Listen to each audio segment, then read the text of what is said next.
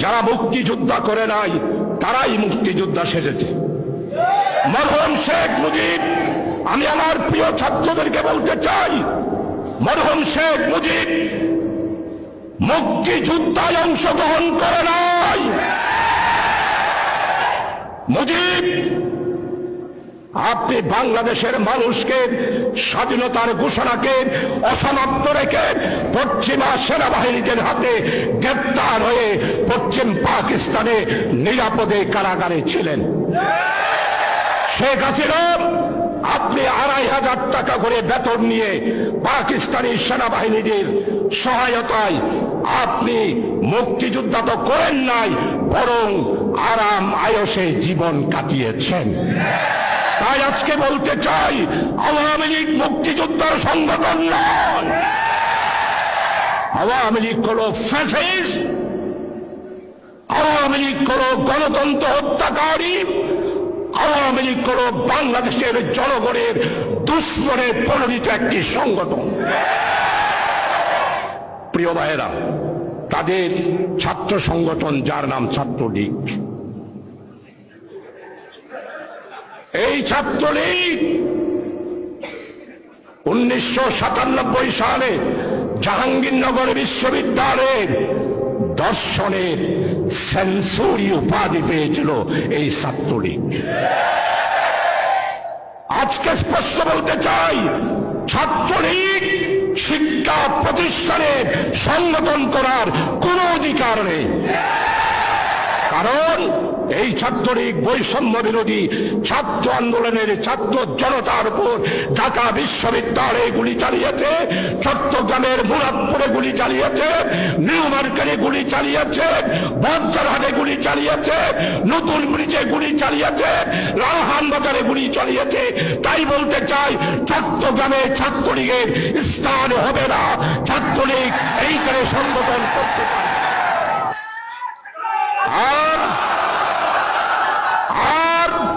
এই সমস্ত মামলার আসামি হলো শেখ হাসিনা।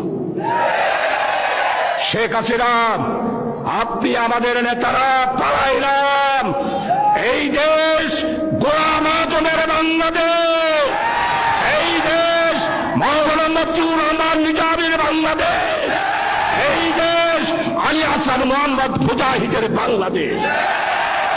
এই বাংলা আপনাদের নয়। আপনারা বাংলাকে হিন্দুস্তানের করব রাজ্যে পরিণত করার ষড়যন্ত্র করেছিলেন, আর এই ষড়যন্ত্র রুখিয়ে দিয়েছে বৈষম্য বিরোধী ছাত্র আন্দোলনের ছাত্র জনতারা। এই ষড়যন্ত্র রুখে দিয়েছে। প্রিয় ভাইয়েরা, 18টি বছর বেনজির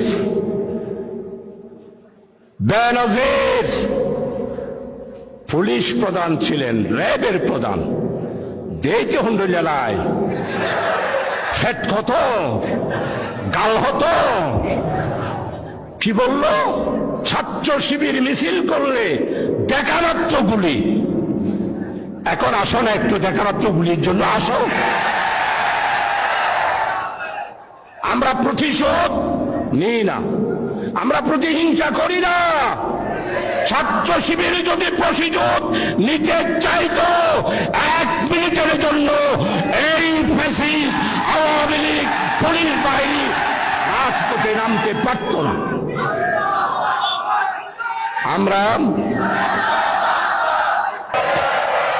আমরা কোরআন বুঝি, আমরা হাদিস বুঝি, রাসূল আকরাম সাল্লাল্লাহু আলাইহি ওয়াসাল্লামের জীবন চরিত বুঝি। ছাত্র শিবির যদি চাইতো, গুলি দেখা মাত্রই গুলি। ছাত্র শিবিরের জন্ম 77 সালে। কিভাবে আওয়ামী লীগের নেত্রী পার্লামেন্টে ছাত্র শিবিরকে রাজাকারের দল হিসাবে পার্লামেন্টে আপনি বক্তব্য রাখবেন?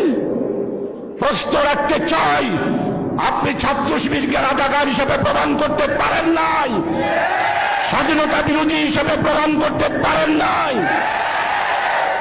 জঙ্গি হিসাবে প্রমাণ করতে পারেন নাই, সশস্ত্র সংগঠন হিসাবে প্রমাণ করতে পারেন নাই। তাই 1 আগস্টে আপনি ছাত্র শিবিরকে জামাতের সাথে সম্পৃক্ত করে নিষিদ্ধ ঘোষণা করলেন। করলেন কি? সন্ত্রাস দমন আইনে 18(1) ধারায় ছাত্র শিবিরকে নিষিদ্ধ করা হলো। করলো কে? স্বরাষ্ট্রমন্ত্রী আসাদুজ্জামান কামাল। 1 তারিখ গেল, 2 তারিখ গেল, 3 তারিখ গেল, 4 তারিখ গেল, 5 তারিখ।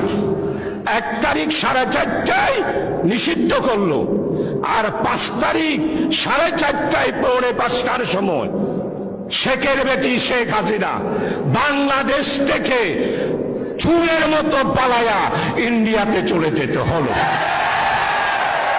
এটাই হলো ছাত্র শিবিরের কারামত। এটাতেই প্রমাণ করে ছাত্র শিবির আল্লাহর দল। এটাতেই প্রমাণ করে ছাত্র শিবিরকে আল্লাহ ভালোবাসেন। ছাত্র শিবিরের প্রত্যেকটা নেতা কর্মীকে নিরাপত্তার চাদর দিয়ে আল্লাহ তাআলা হেফাজত করেন।